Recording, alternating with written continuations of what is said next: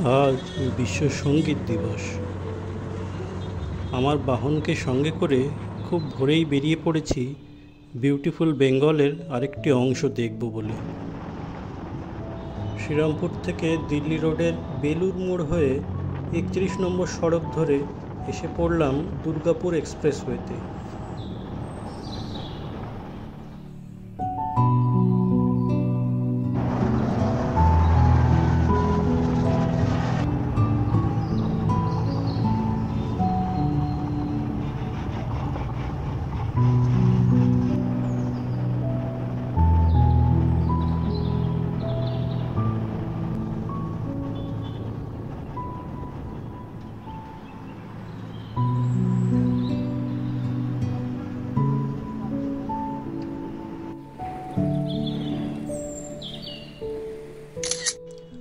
সকালের জলখাবার করতে যখন থেমেছি শক্তিগড়ে, তখন খাবারের পাতে এখানকার প্রসিদ্ধ ল্যাংচা থাকবে না তা কী করে হয়।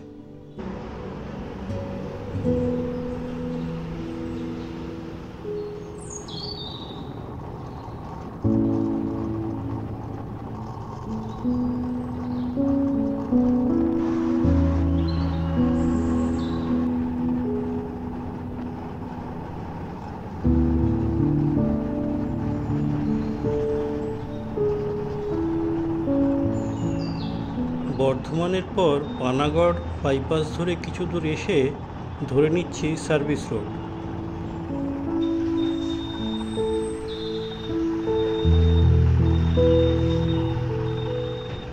এরপর কাঁকসা মোড়ের আন্ডারপাস ব্যবহার করে ঘুরে যাব ডান দিকে।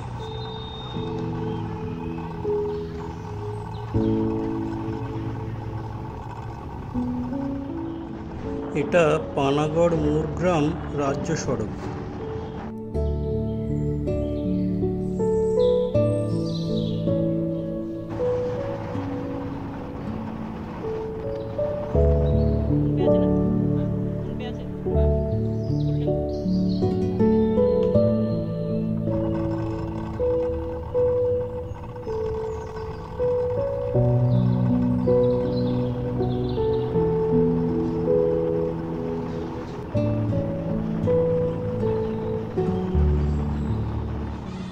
এগারো মাইলের মোড়ে বাঁদিকে ঘুরে ধরে নিলাম বনকাটি রোড। আমার আজকের প্রথম গন্তব্য যদিও গড় জঙ্গলের ভিতরে অবস্থিত শ্যামরূপা দেবীর মন্দির। তবে যাওয়ার পথে দেখে নেব আরও দু একটা জায়গা।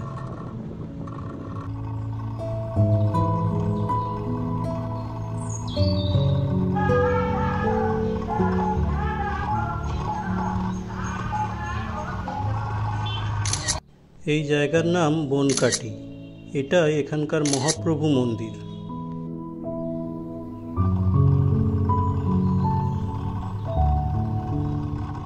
এছাড়াও এখানে ছড়িয়ে ছিটিয়ে রয়েছে কিছু পুরনো মন্দিরের ধ্বংসাবশেষ। আজকের পরবর্তী দ্রষ্টব্য ইছাই ঘোষের দেউল মন্দির। একাদশ শতাব্দীর কিংবদন্তির নায়ক ইছাই ঘোষ বিদ্রোহ ঘোষণা করেছিলেন তখনকার পাল রাজার বিরুদ্ধে। তারপরে এই অঞ্চলের আরও এক শাসক কর্ণসেনকে যুদ্ধে পর্যুদস্ত করে ইছাই ঘোষ হয়ে উঠলেন বর্ধমান ও আশেপাশের এইসব অঞ্চলের দণ্ডমুণ্ডের কর্তা। আরও বেশ কয়েক বছর পরে কর্ণসেনের ছেলে তার পিতার পরাজয় প্রতিশোধ নিয়েছিলেন অজয়ের তীরে জঙ্গলের মধ্যে ইছাই ঘোষের মুণ্ডচ্ছেদ করে। যেখানে এই ঘটনা ঘটেছিল সেই জায়গাটি আজও কাঁদুনের ডাঙ্গা নামে পরিচিত, কারণ লোকে বলে ইছাই ঘোষের আরাধ্যা দেবী দুর্গা নাকি দুঃখে বহু দিন ধরে এখানে কেঁদেছিলেন। স্থানীয় লোকেদের মতে ইটের তৈরি এই দেউল মন্দিরটির নির্মাণ হয় ইছাই ঘোষের উত্তরসূরিদের হাতে। তবে এই সব কথা কাহিনীর ইতিহাসে কোনো সাক্ষ্য প্রমাণ নেই। আর্কিওলজিক্যাল সার্ভে বলছে ইছাই ঘোষ অষ্টাদশ শতকে এই মন্দির নির্মাণ করেছিলেন দেবী ভগবতীর উদ্দেশ্যে, যদিও মন্দিরের গর্ভগৃহে এখন দেখা যাচ্ছে রয়েছে একটি শিবলিঙ্গ।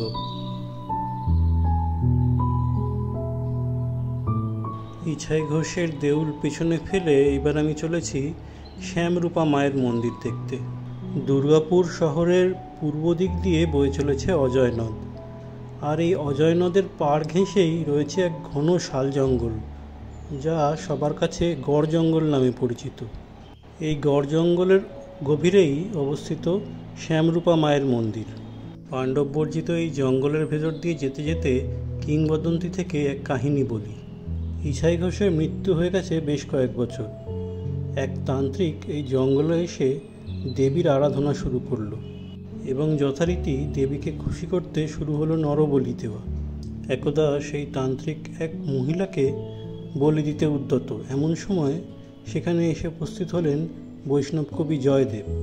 তান্ত্রিককে বাধা দিয়ে তিনি জানতে চাইলেন দেবী যে সত্যিই নরবলি চান তার প্রমাণ কী।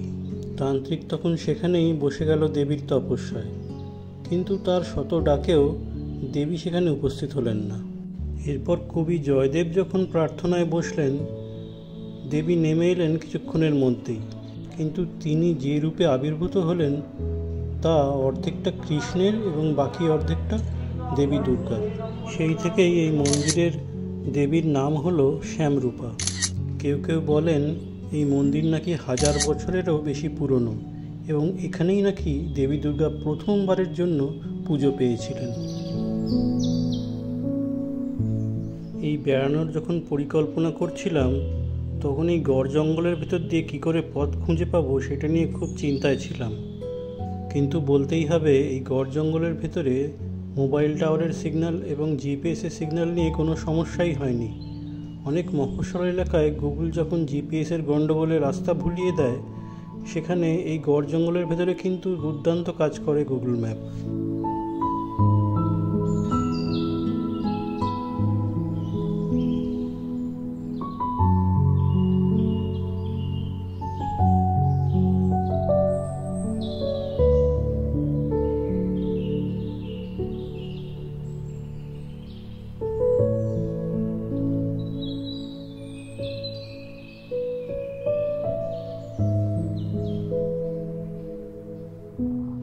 অজয়ের অপর পাড়ে অবস্থিত বৈষ্ণব কবি জয়দেবের নামে নামাঙ্কিত জয়দেব কেঁদুলি।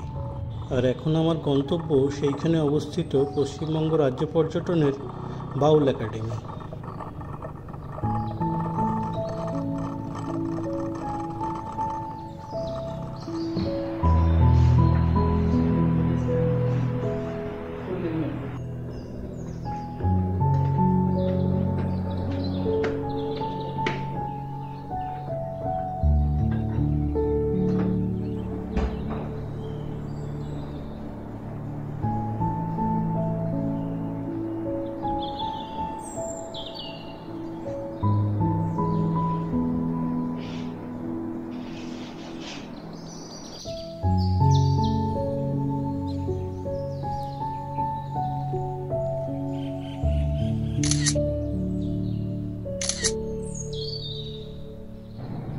বাউল একাডেমিতে চেক ইন করার পর ফ্রেশ হয়ে নিয়ে আমি চলে এলাম লাঞ্চ করতে।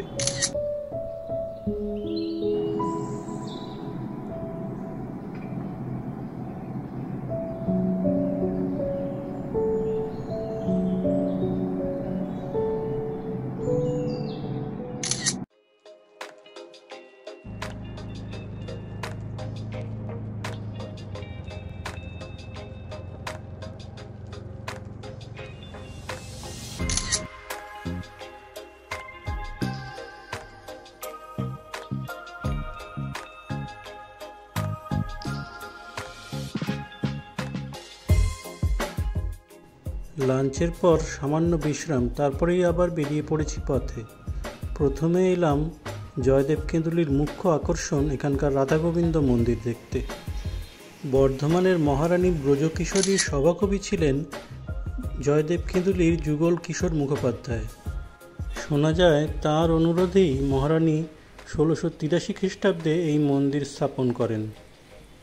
আজ যেখানে এই মন্দির দাঁড়িয়ে মনে করা হয় যে একসময় এইখানেই একটি বাড়িতে গীতগোবিন্দের রচয়িতা কবি জয়দেবের জন্ম হয়েছিল।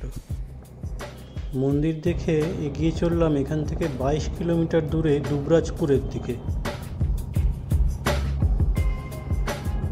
চলে এসেছি দুবরাজপুরের মামা ভাগ্নে পাহাড় দেখতে। পাহাড়ের নিচেই রয়েছে সাদা রং করা পাহাড়েশ্বর শিবের মন্দির।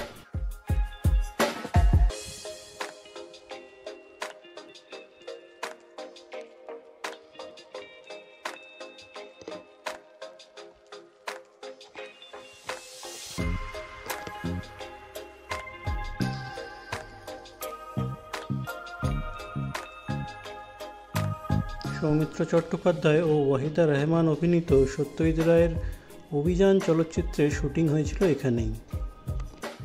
পাহাড় খুব উঁচু নয়, শিখরে ওঠার পথ অতি সামান্যই, তাও সিমেন্ট দিয়ে বাঁধিয়ে সেটাকে আরও সুগম করা হয়েছে।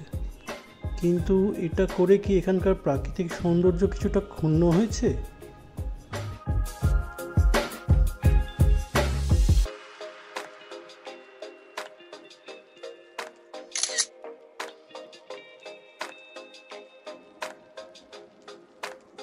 যাই হোক, পাহাড়ের মাথায় উঠে দেখি বেশ বড় একটা চাতাল, আর সেখানে রয়েছে মুখোমুখি কালী মায়ের মন্দির ও একটি রামকৃষ্ণ আশ্রম।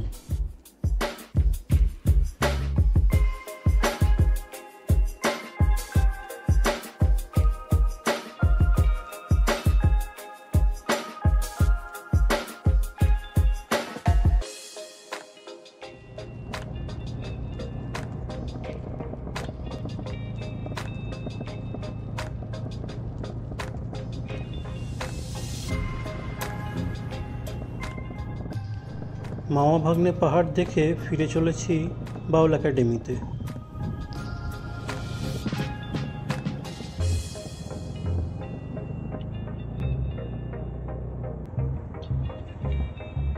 প্রায় বৃষ্টিহীন আষাঢ়ের প্রচণ্ড গরমে ঘর্মাক্ত অবস্থায় ঘরে ফিরে সামান্য বিশ্রাম, তারপরে সন্ধ্যা হতেই আবার বেরোলাম জয়দেব মন্দিরের সন্ধ্যা আরতি দেখতে।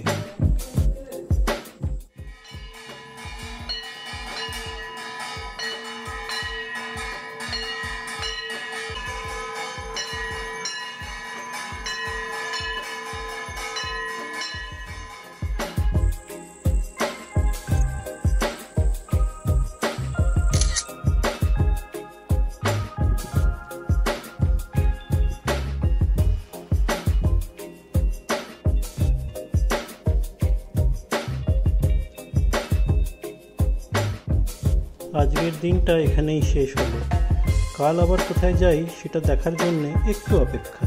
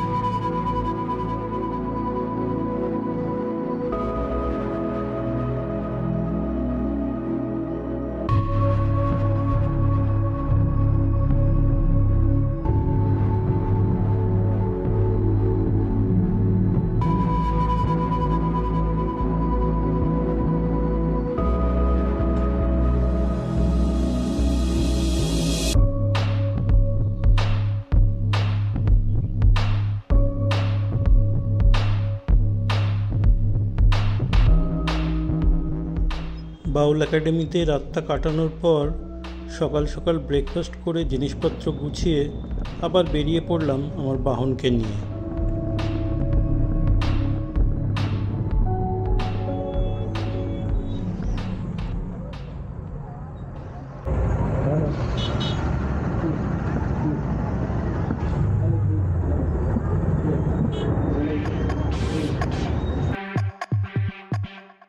শনিবারের সকালে হাট বসেছে নদীর ধারে। এটাই অজয় নদ, যে 500 মিটার চওড়া নদী খাতের উপর দিয়ে এখন গাড়ি চালিয়ে চলেছি। সেখানে জলের পরিমাণ একটা নালার চাইতেও কম।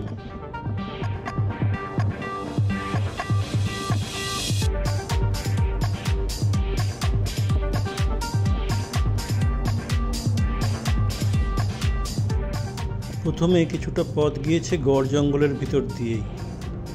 না, বাড়ি ফিরছি না, আজ চলেছি 84 কিলোমিটার দূরে বিষ্ণুপুর।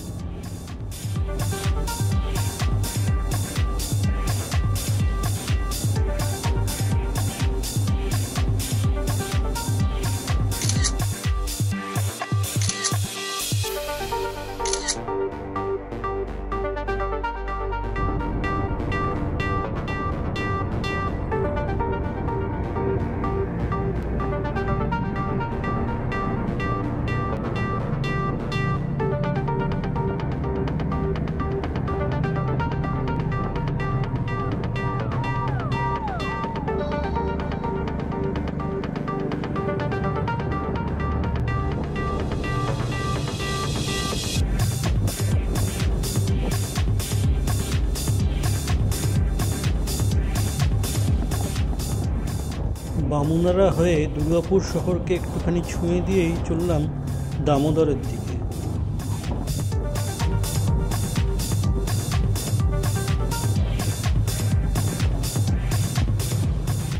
পেরিয়ে যাচ্ছি দুর্গাপুর ব্যারেজ। ব্যারেজের ওপরে রাস্তার অবস্থা শোচনীয়।